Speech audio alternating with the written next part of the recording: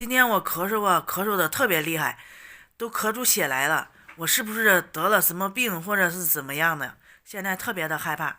Hello，大家好，我是校长。今天感冒感觉比昨天还比较厉害，昨天不怎么咳嗽，今天的咳嗽的特别厉害，就是喉咙疼得很，像小刀在割一样疼，然后咳嗽啊咳的心脏感觉都快出来了。之后啊，咳出来血，这我都感觉到自己是不是生病了，或者是怎么样的，还是因为感冒发烧然后上火，是怎么样自己急的了。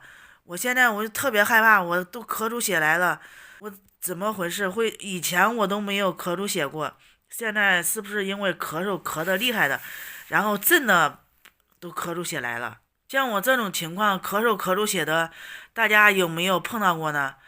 那我这种情况是自己是得病了呢，还是这种症状是比较正常的呢？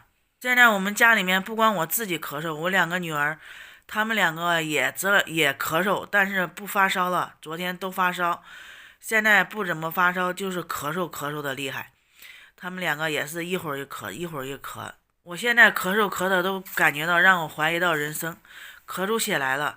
我就很担心他们两个会不会像我一样也咳出血来，这感觉是挺吓人的。